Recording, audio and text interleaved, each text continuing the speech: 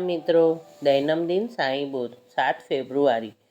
આગલા જતા બંધાયો દીક્ષિત વાડો, ઉત્તમ વ્યવસ્થા થઈ વાડામાં અનેકોની. ટૂંક સમયમાં ત્યાં જ આગળ જતા બંધાઈ ગયો પથ્થરનો પણ વાડો. સાંઠે સાહેબના વાડા પછી શિરડીમાં દીક્ષિતનો વાડો બંધાયો અને તે વાડામાં આરામથી રહી શકાય એવી ઉત્તમ સગવડો અને સાથે અનેકોની રહેવાની વ્યવસ્થા થઈ. પછી થોડા જ દિવસમાં ત્યાં દગડી વાડો પણ બંધાઈને તૈયાર થઈ ગયો. દીક્ષિત પહેલેથી જ પુણ્યાત્મા હતા, જેમણે તે સહેતુક મૂર્તિમાન શ્રદ્ધાનું ઓતપ્રોત પ્રતીક. તેઓ એકવાર ઇંગ્લેન્ડમાં પ્રવાસે ગયા હતા. ત્યાં પણ તેઓને ભક્તોની બીજ રોપ્યા. અહીં શ્રોતાજનોના મનમાં સહજ શંકા થશે કે કાશી, પ્રયાગ, બદ્રિકેદાર, મથુરા, વૃંદાવન, દ્વારકા વગેરે તીર્થક્ષેત્રો છોડીને દીક્ષિત માટે ઇંગ્લેન્ડની ભૂમિ પરમાર્થ માટે કેવી રીતે સાધ્ય બની હશે?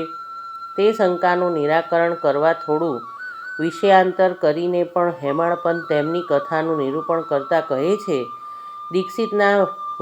દીક્ષિતના વડીલોની મોટી પુણ્યાઈ અને પાછલા જન્મોના સંચિત પુણ્યકર્મોના કારણે તેમણે સાંઈબાબાના દર્શન થયા.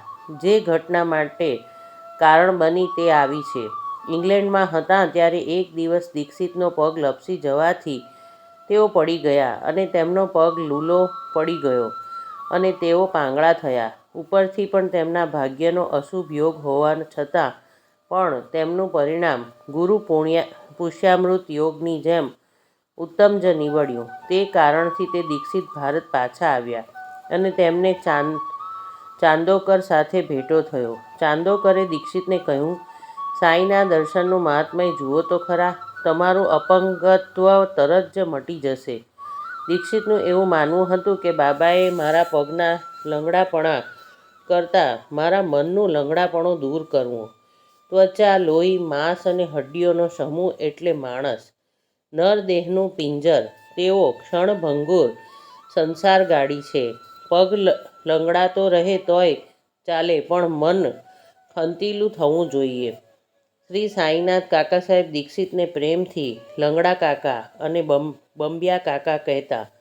શ્રી બાબાના તેઓ એક શરણાગત ભક્ત હતા. સંસ્થા અને સાંઈ લીલાના કાર્યમાં તેમનું મોટું યોગદાન હતું.